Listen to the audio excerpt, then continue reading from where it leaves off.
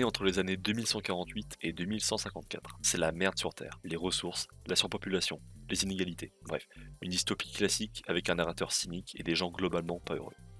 Jake Sully, ancien marine, en chaise roulante car sa moelle épinière en a eu plein le cul, est sur la liste d'attente pour récupérer l'usage de ses jambes. Il habite dans un tout petit appart mal éclairé parce que c'est le futur, et il a juste une pension d'ancien combattant. On apprend d'ailleurs à la télé que le clonage, ça marche. Dans un bar, il casse la gueule à un mec qui cassait la gueule à sa meuf, se fait jeter du bar et se fait approcher par deux mecs en costard. Son frère jumeau, Tom Sully, s'est fait planter par un random dans la rue et en est mort. Le truc, c'est que Tom, c'était un scientifique de fou, sur qui la RDA, Administration du Développement des Ressources, avait beaucoup investi et lui propose de prendre sa place car il a un ADN très proche de celui de son frère jumeau.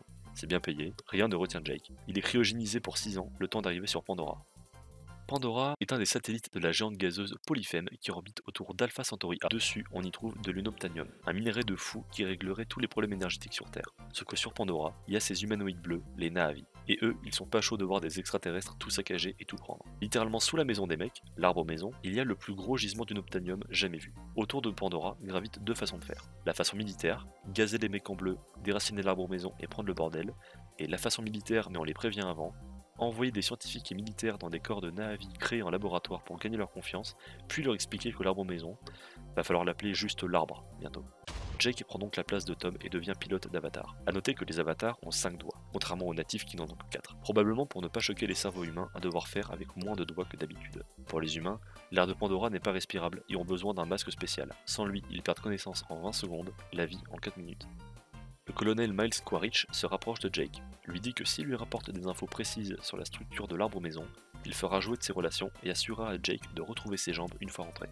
Jake est un ancien soldat, il accepte sans problème. Deux scientifiques et pilotes d'Avatar accompagnent Jake. Norm Spellman, un mec un peu osef, sympa mais qui prend Jake un peu de haut, surtout au début, vu qu'il a un peu rien à foutre là. Et Grace Augustine, une meuf pas du tout osef, sympa mais qui prend Jake un peu de haut, surtout au début, vu qu'il a un peu rien à foutre. Au premier test de pilotage, Jake se débrouille particulièrement bien, comme si c'était le premier rôle d'un film, et est surtout très content de retrouver des jambes. Norm, Grace et Jake vont sur Pandora récupérer des trucs dans une ancienne école humaine dirigée par Grace et prendre des échantillons. Jake est séparé du groupe et finit seul, dans le viseur de Neytiri, une Na'vi. Elle change d'avis quand elle voit une méduse blanche se poser sur sa flèche. Neytiri dit que ce ne sont pas des méduses blanches, mais des graines sacrées, des esprits très purs qui n'approchent que les cœurs bons. Elle va le sauver juste après, puis va l'amener dans sa tribu.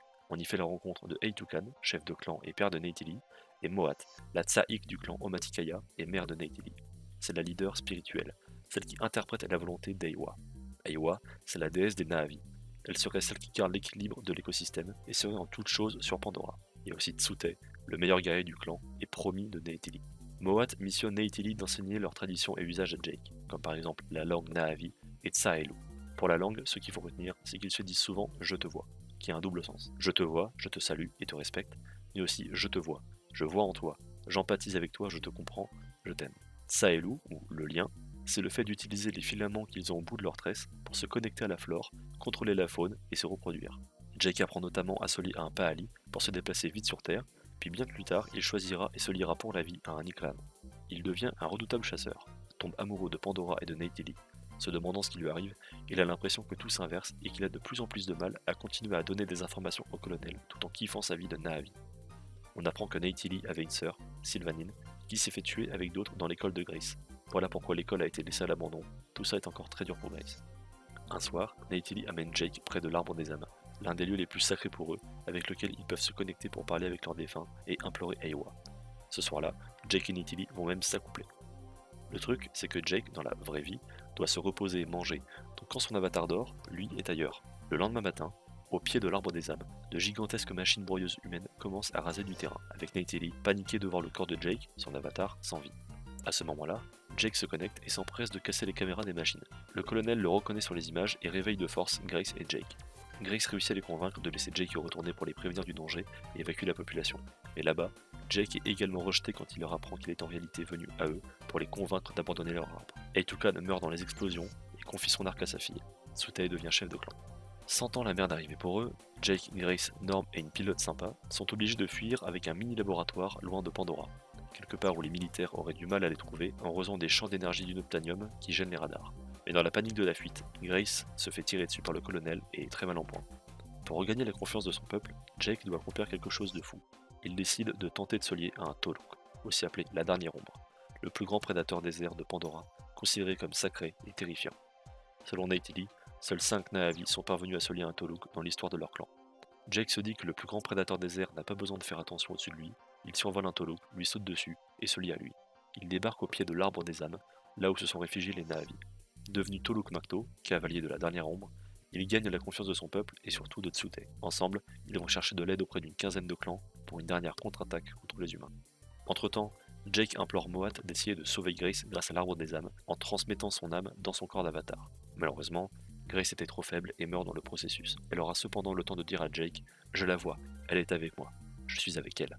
Dans la bataille finale, les humains se font très vite dépasser par la synergie de la férocité des Na'vi et de la faune et flore de Pandora galvanisée par Eywa. Alors que les militaires sont clairement finito, le colonel trouve le mini-laboratoire avec Jake dedans, comme endormi, contrôlant son avatar, son vrai corps sans défense. Neytiri arrive pour se taper avec le colonel, qui aura le temps d'endommager le laboratoire en faisant un gros trou dedans notamment. Elle finit par tuer le colonel de 2 flèches dans la poitrine et sauver Jake, humain, tout petit par rapport à elle, et dépendant d'un masque pour pouvoir lui dire « Je te vois ». Tsutei meurt dans la bataille et demande à Jake de l'achever pour qu'il devienne le chef de clan.